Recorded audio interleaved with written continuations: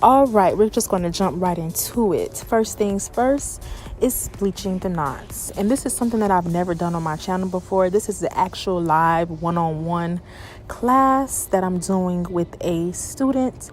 And right now I'm just showing you guys what the consistency of your bleach should look like. You want it to look like cake icing. And once you have your bleach ready, you want to go ahead and take a water bottle and just lightly mist it over the very front of the hairline so the hair can lay back and out of the way.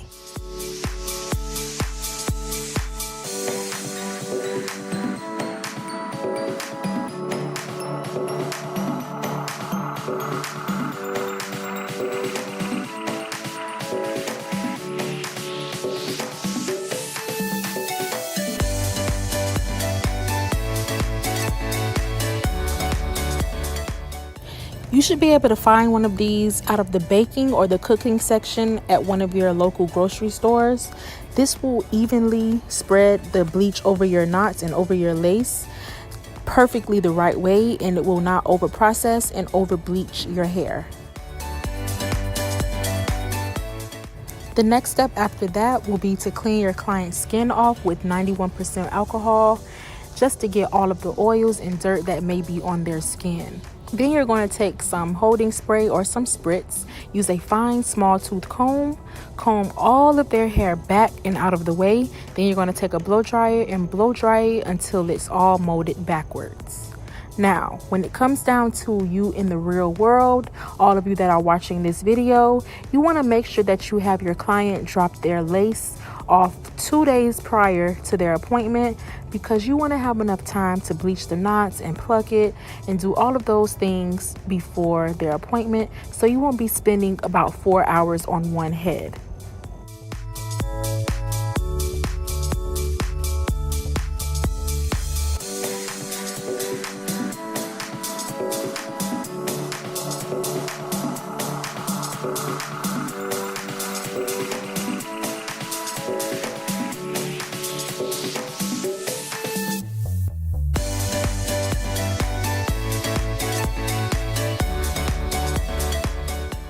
Now, when it comes down to your ball cap method, it's completely up to you.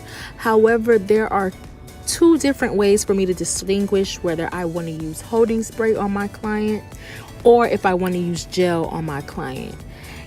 Yes, ma'am, take your notes. I hope you guys are paying attention and taking your notes. Since this is going to be a wig install, you can go ahead and sew the back of your client's cap down. Then you're going to go ahead and take your scissors, your shears, and go ahead and cut the front of the excess cap off of their head. Back to the ball cap method, I'm going to do a detailed video explaining when to use gel, when to use holding spray, how to properly do a ball cap method on different hairlines, and all of that good stuff. Get into these knots being bleached. A lot of people really don't know what to look for. This has been on here for about 40 minutes so far, and I want you guys to understand that bleaching the knots is a very time-consuming process, and for you to do it right, it's going to be a time-consuming process, which is why I say that you guys should have your clients drop their lace off 2 days prior so you can have enough time to do this and do it the right way. This is what you want your knots to look like. You want that brassy tone to be there, because you're going to take this shimmer lights and you're going to go ahead and condition it in. Then it's going to make that brassiness a perfect blonde that you need it to be. I hope you guys can see the difference. Out all of this back here. You see how this is natural? All of this back here is too dense. It's too thick. Yep. So that's what you want to focus on. No, don't take it out though. Just pluck. Go between. Okay. You don't really want to go in and part that hair out. I know I have an old plucking video, and very soon I'm going to do a updated and detailed plucking video on what to do and what not to do, because when you part the very front of the hairline out and then pluck behind that, it tends to create bald spots and it makes it look very different. So you want to keep that hair there and just go in between and start to pluck until it looks thin enough for you and thin enough for your client. Now we're taking some almond lace tint, lace overlay, and I'm just spraying it on the lace because this is an HD lace. Once you have gotten it to the perfect tint, you're going to go in with some makeup that's a little shade darker than the client's skin and put it on that cap so you won't be able to differentiate where the cap is underneath the wig.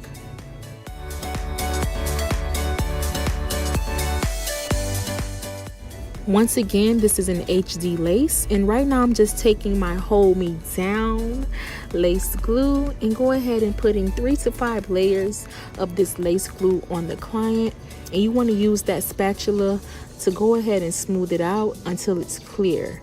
You want to let it dry for a while on its own, but if it's not drying out, that means that it's too thick on there and you want to go in and smooth that out. When you're pulling the lace down over the client's hairline, you want to apply pressure, but you don't want to smush it in just yet. You want to apply pressure and make sure that it's in the right places where you put the lace glue. Then, once you get it in the right places, you can go in with a very small fine tooth comb. Then you can comb it in. Then take the blow dryer on heat or warm and blow dry it on in to melt that bad baby on down.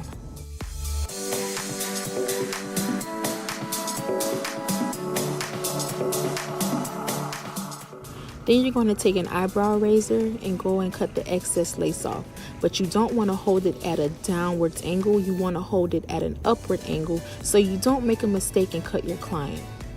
But get into this lace, honey. Premier Wigs, Premier Lace Wigs, honey. You did your dollar on this, okay? But if you have some areas where the lace did not lay down, you can go ahead and take some of the glue, take some of the spatula, and just go in and just smooth it out, lay it down, and proceed to your next step. Now we're taking these hairs out to create our baby hair. And this right here is a little secret, honey, okay? But you're gonna take that same makeup that you put on the cap, you're gonna put that same makeup right where you seen my student patting down the beauty blender. Then you're going to take this elastic band, and you can find these in Walmart, Michael's, Joann's, any craft store, any craft section, and you're going to take that around the client's hairline, take the blow dryer on warm or heat, and melt that thing on down.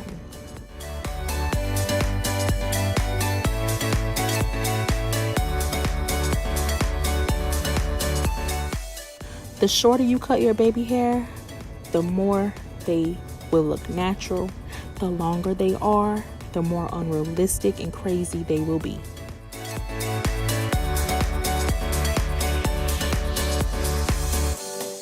And I'm just going to give it a few tugs. This is my Hold Me Down adhesive once again. And if it's not clear to see, it's clear that this wig is not going anywhere at all. But now we're going to go ahead and lay our baby hair, and I'm just taking that same water bottle and lightly misting it over the client's hairline. Then you're going to take your fluff stuff styling foam and just start to foam your baby hair. You only want to use the comb because once you start to use your fingers, you're going to make the lace start to lift.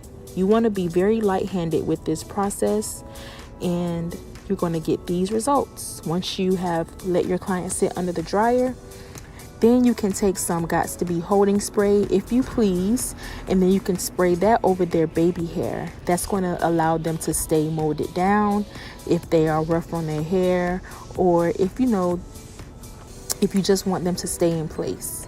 Now I'm taking my hot comb, and what you see me spray on there was some oil. All that was some oil, and I'm just taking that and using the hot comb and just pressing her hair out. After those few steps, it just boils down to the styling process, and I'm just taking some Silky mist and my Conair flat iron. Look how perfectly this hair straightens. I want you guys to really get into this. A lot of hair does not get this bone straight within one pass of the flat iron.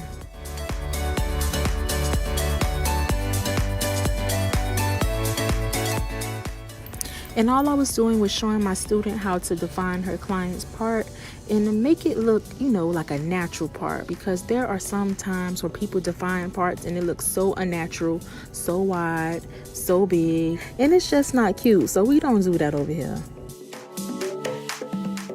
But I hope you guys enjoyed this video. This is what one of my hands-on classes consists of. I guide you through the process and help you along the way of completing a style from start to finish and helping you just enhance your skills. And I hope you guys enjoyed this video. Once again, I'll do more of these and see you guys next time.